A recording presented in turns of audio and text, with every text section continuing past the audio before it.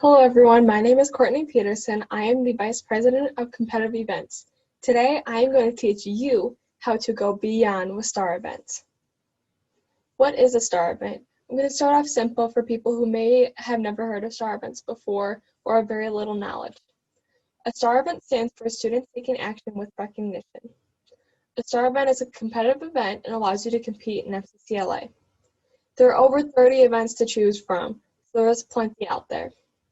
STAR events allow you to demonstrate your knowledge, skills, and abilities to identify an issue. Maybe there's something in the community you want to address. Research the topic. Create a project to advocate for positive change. And depending on the STAR event, you may have to work by yourself or you can work with partners, which is also a really good option. How to choose a STAR event. So sometimes choosing a STAR event can be a little tricky, but here are some tips that I found have worked on how to choose one. You can take this survey. The survey is from the national website. It's a really great survey. You can pick based off of your interest. Maybe you're interested in culinary. There's some culinary events out there that you can choose from. Or ask your advisor for some suggestions. They're your advisor. You can go to them for anything, and I'm sure they'll have plenty of suggestions for you. You can view a list of all the STAR events on this website as well. Here are some examples of different STAR events. Event management. If you enjoy budgeting money management, you like to plan events or are interested in being an event planner, or you're interested in a job that includes money or numbers, or if you're enrolled in a personal finance class or a hospitality class, maybe event management is for you. Focus on children.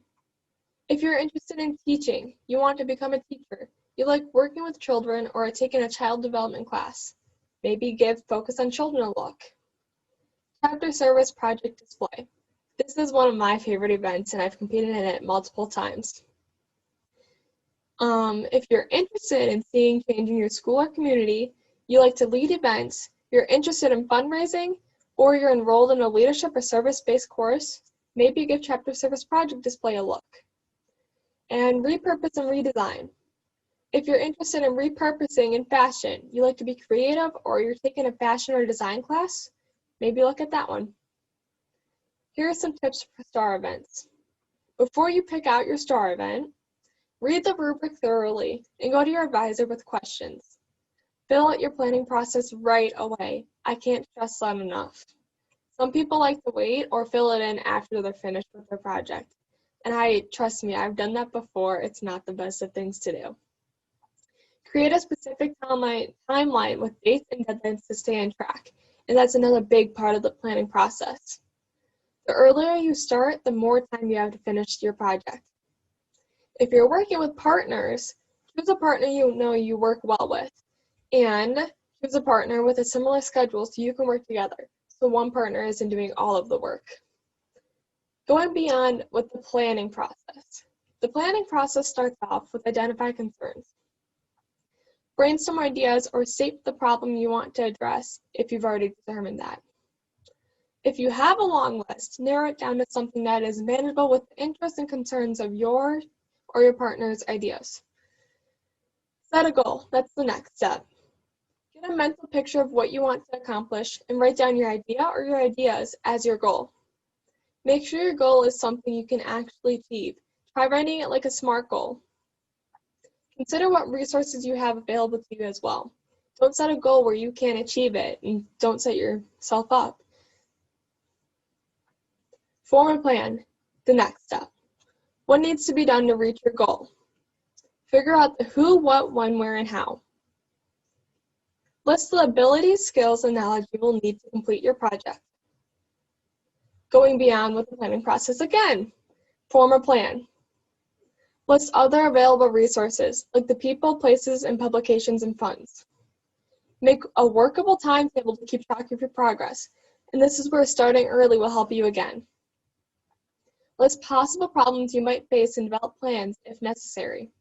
I know one year when I did a project, we got rained out with all the weather.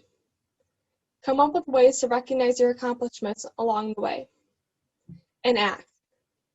Carry out the plan you formed. You spent a lot of time forming it to make sure you carry it out properly. Use family, advisors, committees, and community members when needed. And follow up. Determine if you met your goal. List the ways you would improve your project. And share and publicize your events with others, including the media if appropriate. You put the work into the project. You deserve to share your efforts. And recognize the members and thank the people involved with your project. They're probably a huge part of your project as well. Going beyond with file folders. Some STAR events require that you use a file folder, so here are my tips on what to do with file folders. Make sure everything's included in your file folder. There has to be 3 copies of your contents in there. Sometimes people don't remember that. Have a neat sticker labeling your file folder. A neat sticker makes it look a lot more presentable. And then highlighted in the red box is a rubric, and it gives you the content. So that's where reading the rubric again helps you a lot. Going beyond with the presentation boards. For chapter service project display, this is what a display board would be. And there's some examples in the pictures as well. Make sure your board is clean and neat, and try to type and print things out as much as possible. You don't want your board to look messy or have any spelling errors. And make sure there's an order to the board. You can see the blackboard, it has arrows going down. It makes it look a lot more easy to follow. Going beyond with portfolios. Portfolios take a lot of time to do, and they're really tricky to format sometimes. There's 2 types of portfolios, hard copy and electronic. I've done hard copy before, and it takes a lot of work to make sure everything gets just in the right place. And follow the rubric closely. The rubric will be your best friend if you're doing a portfolio. And choose fonts that are easier to read. You don't want to give the judges a copy of a portfolio that's hard to read after you put in all that time and effort. And good luck. I hope this will help you go beyond with your STAR events this year. And I wish you luck as you start your journey with STAR events.